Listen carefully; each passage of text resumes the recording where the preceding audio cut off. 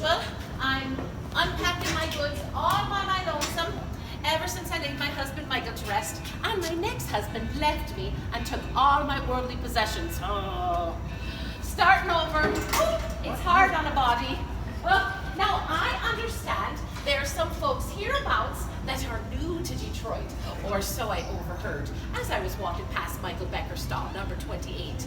Oh, Detroit is just bursting with new folks. Why, when I first arrived here in 1863, it was a city of 50,000 souls, and now the newspapers tell us we're getting close to 200,000.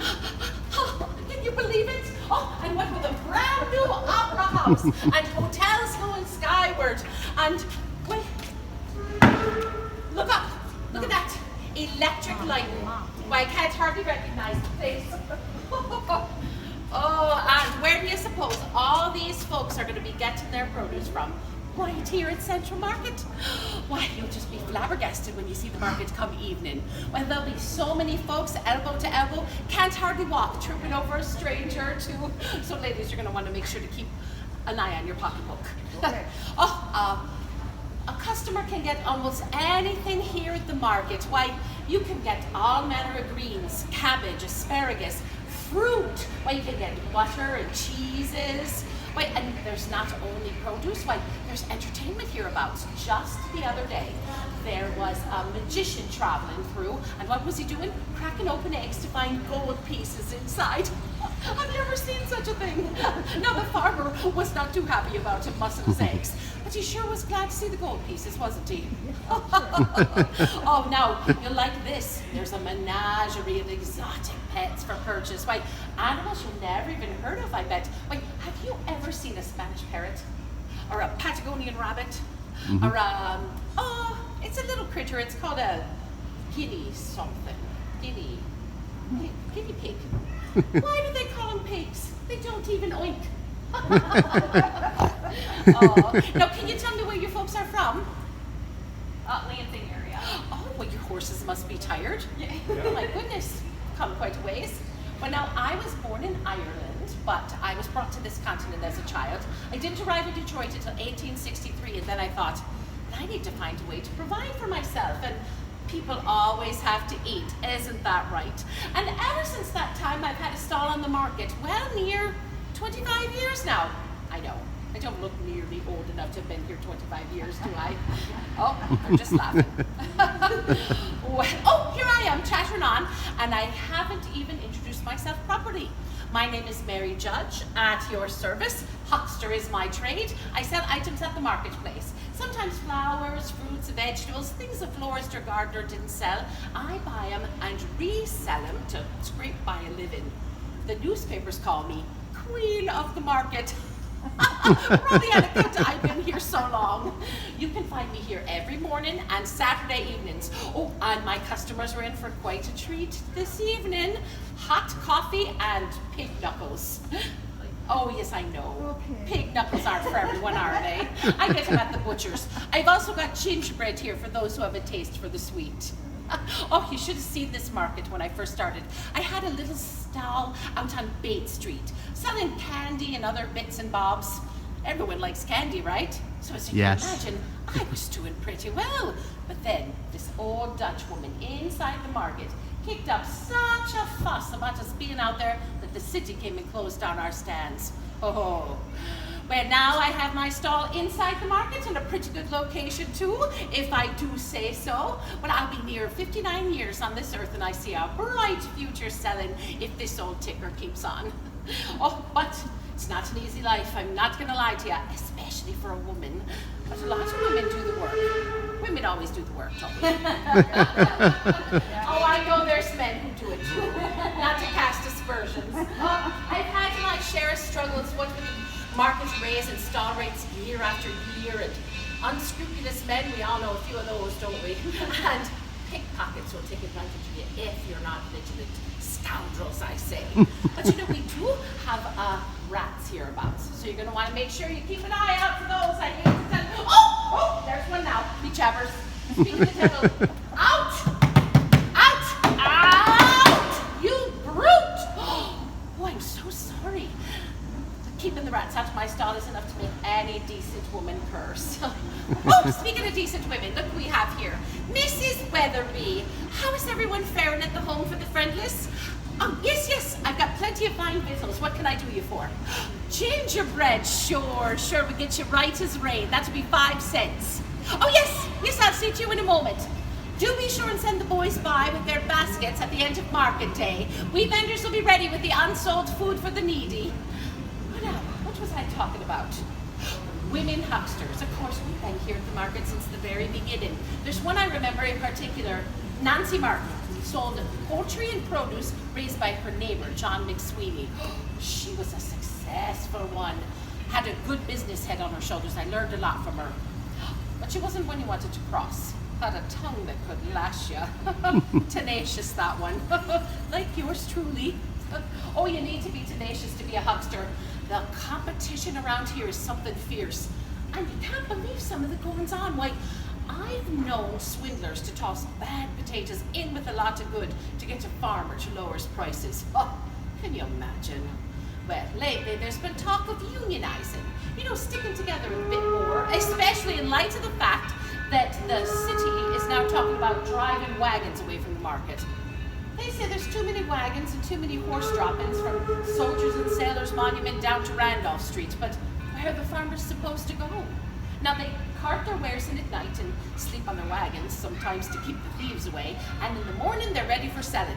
There wouldn't be a market without them, now would there? Oh, well, I tell ya.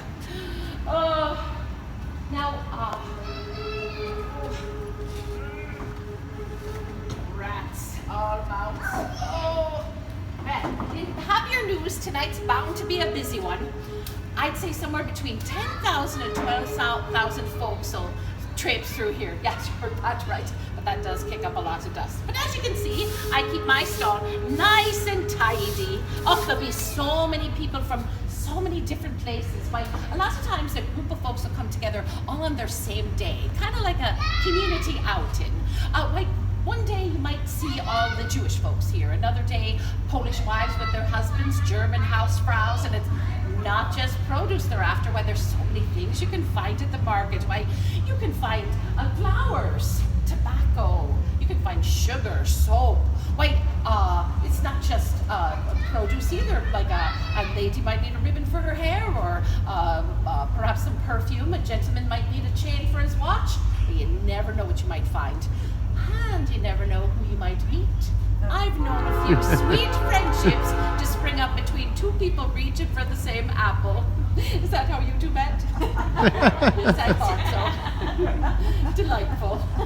Oh, now lately we've been seeing the Italian folks moving in, putting their fruit stands out on the street corners. The city calls them squatters. I say they're just more competition for the rest of us. Oh, I know what you're thinking.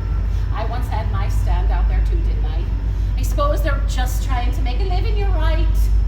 Oh, well, either way, the city will keep sending the police around to bother them, much like the market clerk keeps bothering me. There were times I thought I might lose this here stand, but thankfully clear heads prevailed at the city clerk's office, and I'm still here. Oh, I don't get bothered near as much as some folks do. My friend Ben Hockley does a lot of work hereabouts, along with his sons. Oh, very good man, good worker, but of course there's some that don't like him on account of the color of his skin, if you can imagine. Oh, look who's here! Mr. Metzger! Mr. Metzger! Why don't you try some of my gingerbread? You won't find a finer product in all the market. He don't speak a lick of English. German, that one. Oh, but he's a mighty fine butcher and a mighty fine baseball player. He plays for the Central Market Butchers baseball team. Isn't that a mouthful? Right field. Do you know what that is? Oh, I don't. Oh. But I understand he's quite good at it. He's got his stall up in the brick market building with the other butchers. Oh, but I wouldn't give to have a place up there, especially when the temperatures start to fall. Now, you may have noticed we also have some folks selling fish hereabouts. You'd think the fishmonger would do pretty well in Detroit. Nothing but water everywhere. But of course, a lot of Detroiters catch their own fish, don't they? So I'm not sure how much they're actually selling. I'm just glad they're over there on the other side of the market. Otherwise, I'd have only one hand free at any given time, wouldn't I? Oh, exactly. Oh, and now I do hate to complain, but like I said, it's not an easy life, especially with more and more hucksters clamoring for stalls, but it feels like we're just fighting over scraps most days. Oh, you know, there was a real fight here in the market one time. Did you hear about this? No. It was the Great Cucumber War of 1861. Now, from what I hear told, it was Mrs. King over there what started it. She said she wasn't the one to throw the first cucumber, says it was Elizabeth Swartz. All I know is the two of them were haggling over a price, and Mrs. King wasn't having it, and then all of a sudden, one of them smacks the other one with a cucumber. Before you know it, everyone in the whole marketplace was throwing vegetables at one another. By the time the police came, everyone was covered in green pulp and stained red with beets. Oh, what a mess that must have been. I almost wish I would have been here to see it. Oh, you know that's right. Oh, terrible waste of cucumbers, though. Oh. Yeah. Oh, I hope nobody starts throwing what they got right there.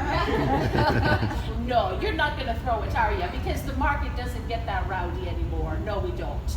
No, we've calmed down a bit, but the Saturday markets are still something special. Why, you'll find vendors bringing out their finest wares to meet the demand. You'll see factory laborers with pay in hand and the night off, and not everyone is here on household errands. Some folks just having a stroll as a respite from the heat, or you'll definitely see young beaux purchasing flowers for their ladies, and hear children clamoring for the taste of the maple candy. Solid sugar it is, they shouldn't have it, but they'll get it just the same, won't they? You'll hear the strains of a fiddle or other instruments as musicians try to get some money in their caps. And you might try your hand at a game of strength. I bet you're going to be a strong one, aren't you? Win a tin cup. Win a tin cup some days you will. Oh my word. There's Hiram Jackson, the market clerk. I'm sure he's here to bother me, so if you don't mind, I'll take my leave. I think he's here to collect the rent, and I've only sold a small bit of gingerbread so far. But please come by again to stall 44, even if it's only to say hello, and welcome to Detroit.